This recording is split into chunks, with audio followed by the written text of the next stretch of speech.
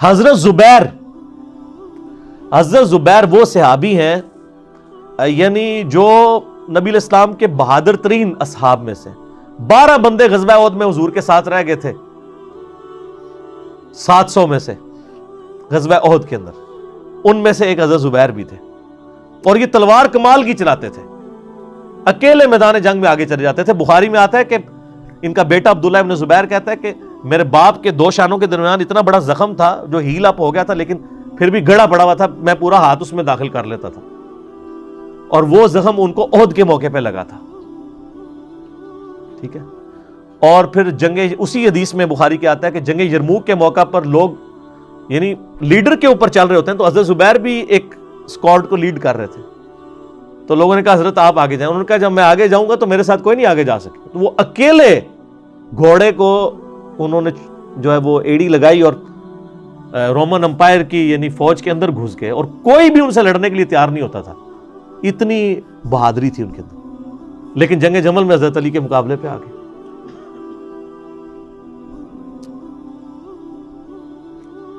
اس تکلیف کا کوئی اندازہ نہیں کر سکتا۔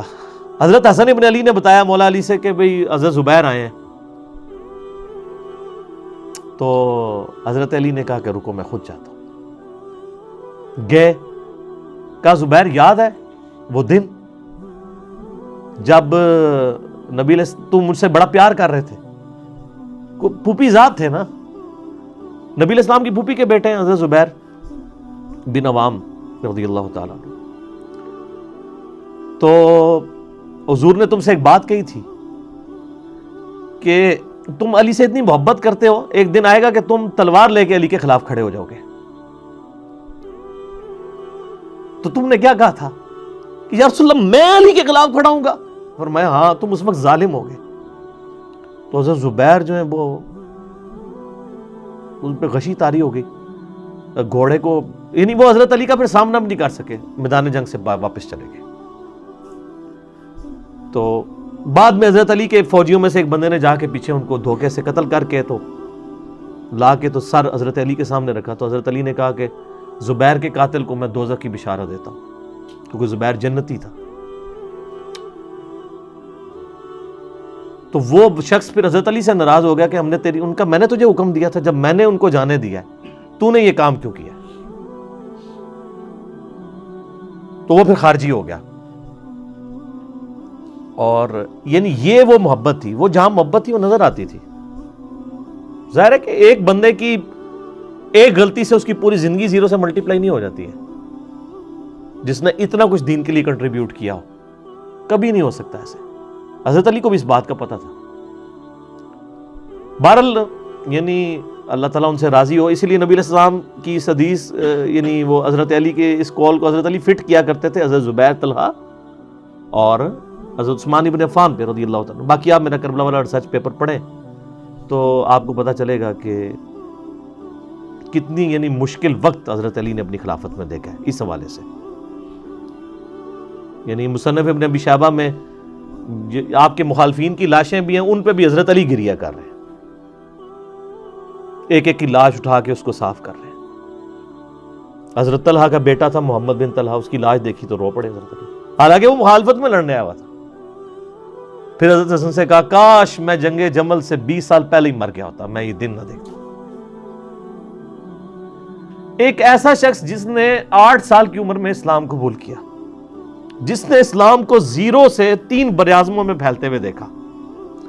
اور اب اس کو بڑھاپے میں یہ دن دیکھنے پڑ رہے ہیں کہ اس کے سامنے اسلام کا شرازہ بکھر رہا ہے، کہ مسلمانوں سے لڑ رہے ہیں، ایک ایک جنگ میں 8-8 10 ہزار لوگ، جن میں مرنے والے صحابہ ہیں حضور کی تربیت یافتہ، جو ایک آواز کے اوپر حضور کی لبیک کہنے والے تھے، شیر و شکر تھے آپس میں۔ آپ اندازہ کر سکتے ہیں۔ اسی لیے حضرت علی جو ہیں وہ یعنی کوفے میں شہر سے باہر آپ کو پتہ ہے کنویں ہوا کرتے تھے، اکیلے جا کے کنویں پہ بیٹھ کے رویا کرتے تھے کہ اللہ اس امت کے ساتھ کیا ہو گیا۔ کوشش کرتے رہے، اینڈ رزلٹ یہ ہے کہ وہ خلافت کا نظام۔ اسی لیے مصنف ابن ابی شیبہ میں آتا ہے کہ آپ نے فجر اور عشاء کی نمازوں میں قنوت نازلہ پڑھی، اللہم علیک بمعاویہ و اشیاعہ، اے اللہ معاویہ اس کے شیعہ کو برباد کر، علی اور اس کے اس کے عمر بن عاص اور اس کے شیعہ کو، ابا سلمی اور اس کے شیعہ کو، قیس اور اس کے شیعہ کو برباد کر۔ باقی احادیث میں آپ علیہ السلام نے جو بشارت کر دی تھی، سنن نسائی الکبریٰ کے اندر حدیث موجود ہے، حاکم کے اندر، کہ نبی علیہ السلام نے حضرت علی سے ایک دن فرمایا تھا، اے علی، اگلی امتوں میں سب سے بڑا بدبخت وہ تھا جس نے قوم عاد کی اونٹنی کو قتل کیا اور اس کے بعد عذاب آ گیا۔ میری امت کا سب سے بڑا بدبخت وہ ہوگا جو تیرے سر کے خون سے تیری داڑھی کو رنگ دے گا، اور وہی ہوا ہے۔ اور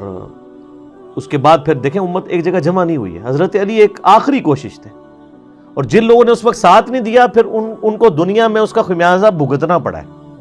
عبداللہ بن عمر نے بیعت نہیں نہ کی تو صحیح بخاری اٹھا کے دیکھیں، عبداللہ بن عمر کو آل امیہ نہیں قتل کروایا، حجاج بن یوسف نے زہر آلود نیزہ مروا دیا۔ اور حاکم کے اندر مجموع الزوائد کے اندر موجود ہے، حضرت عبداللہ بن عمر آخری عمر میں کہا کرتے تھے، کاش میں اس وقت علی کا ساتھ دیتا اور یہ خلافت کا نظام تو بچ جاتا، کیونکہ کئی لوگ بیچ میں نیوٹرل ہو گئے تھے جو پھر ساتھ نہیں دیا، تو اس کی وجہ سے پھر حضرت علی کے چونکہ اب پاس اتنی مین پاور نہیں تھی کہ اس سسٹم کو سنبھال سکتے، بال پھر وہ شہید ہو گئے اور پھر معاملات آگے۔